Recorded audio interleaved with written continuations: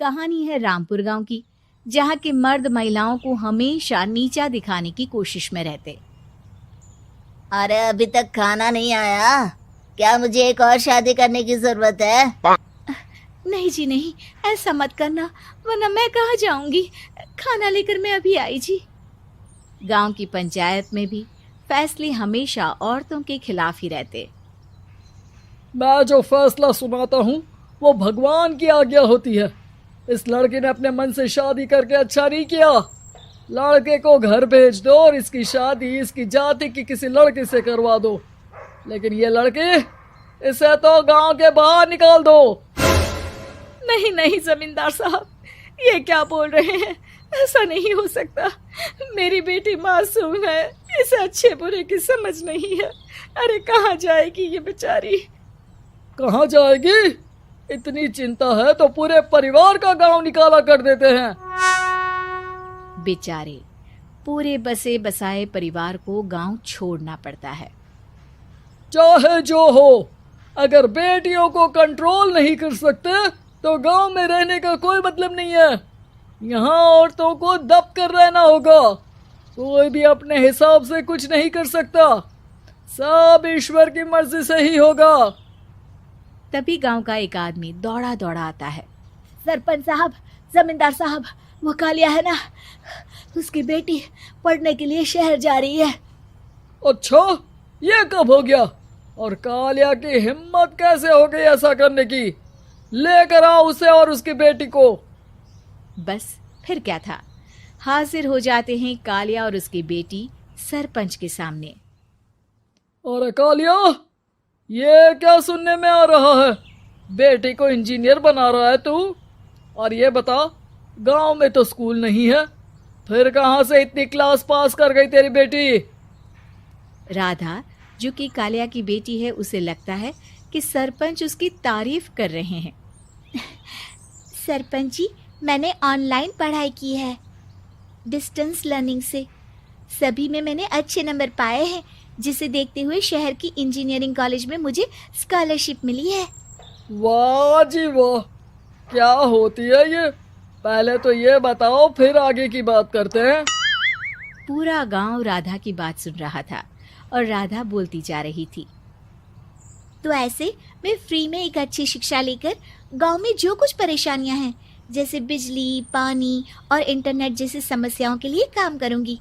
मैं गांव को शहर से जोड़ने के लिए पुल का निर्माण करवाने का प्रस्ताव रखूंगी। मुझे पूरी उम्मीद है कि जल्द ही हमारा गांव भी तरक्की की राह पर चल पड़ेगा। राधा की बात सुनकर सारे गांव वाले ताली बजाने लगते हैं। सरपंच को समझ नहीं आता कि वो क्या करे। चुप रह नादान लड़की, गांव के खिलाफ जाने के लिए तुझे गांव से बेदखल कर दिया जाएगा, वो भी पूरे परिवार के साथ। और हाँ, अगर ठीक से गांव में रहना चाहती है तो ये पढ़ाई लिखाई छोड़ दे। हम तेरे लिए गांव का कोई होनहार लड़का देखेंगे।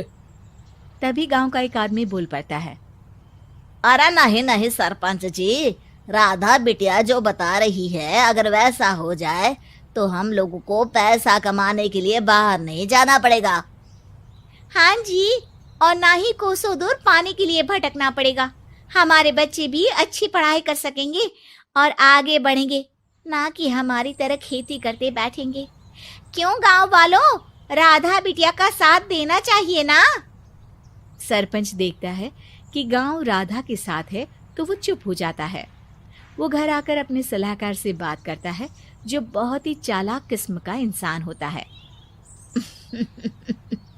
अरे सरपंच साहब, आपको बहुत ही होशियारी से काम लेना पड़ेगा। एक बार गांव तरक्की कर गया, यहाँ के बालक पढ़ लिए तो कोई ना पूछेगा आपको।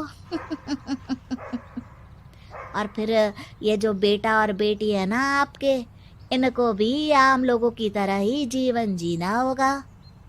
हाँ, लेकिन करे तो क्या करे? वो ना आप मुझ पर छोड़ दीजिए, बस मैं जैसा बोलूं करते जाइए।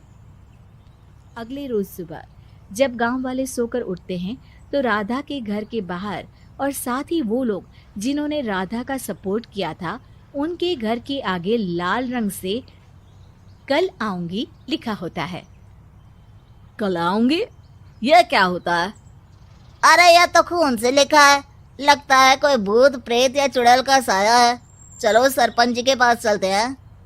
सभी सरपंच के पास जाकर उसे सारी बात बताते हैं। अरे ये तो बड़ी मुश्किल की बात है।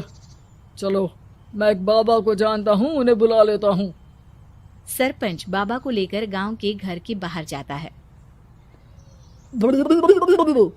ओहो, तो ये वो चुड़ैल है जो उन लोगों को निशाना बनाते हैं जो गांव को बदलने का सपना देखते हैं। वो गांव को ऐसे ही संपन्न देखना चाहती है। वो नहीं चाहती कि कोई बाहरी यहाँ का कायाकल्प करे। क्या तुम लोगों में से किसी ने गांव को बदलने की सोच रखी है? तभी राधा की माँ रोते रोते आती है। मेरी राधा घर से गायब हो गई है।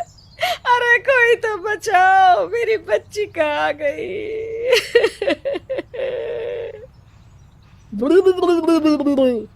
ले गई वो चुड़ैल, तेरी बच्ची को ले गई। अब वो उसे श्रापित करके छोड़ेगी, उस पर चुड़ैल का साया हो जाएगा। तभी बुरी सी हालत में राधा भी वहां आ जाती है। उसके बाल चुड़ैल की तरह फैले होते हैं और कपड़ों में खून लगा होता है। सभी राधा को देखकर डर जाते हैं। माँ, पता नहीं मुझे कौन उठा कर ले गया था। अरे दूर दूर हो जा चुड़ैल, अब हम लोग इस गांव में नहीं रुकेंगे। अरे कैसे बातें कर रहे हैं आप? कल तो आप मेरे भरोसे गांव का हुलिया बदलने, अपने बच्चों को पढ़ाने और तरक्की उन्नति की बात कर रहे थे, तो आज क्या हो गया आपको? ये फिर तुम लोगों को बहकाएगी। ये चुड़ैल गांव में आ चुकी है, ऐसे ही ये तुम्हारे घर के बच्चों को भी ले जाएगी। गांव वाले राधा को गांव से बाहर निकाल देते हैं। उसके माँ बाप रोते रहते हैं, लेकिन गांव वाले नहीं मानते। मैं भी अपनी बहन के साथ गांव के बाहर रहूंगा, लेकिन वो पढ़ाई नहीं छोड़ेगी। वहीं सरपंच के घर पर सलाहकार कहता है। देखा, सांप भी मर गया और लाठी भी नहीं टूटी। लेकिन अगले ही दिन सरपंच के घर के बाहर भी वही शब्द लिखे होते हैं और फिर सरपंच की बीवी कहती है, हमारी बेटी को किसी ने अगवा कर लिया है। तभी राधा का भाई वहां आ जाता है। अरे गांव वालों, मैंने सरपंच जी की बेटी को देखा था। वो चुड़ैल उसे उठाकर ले जा रही थी। अरे क्या मजाक कर रहे हो?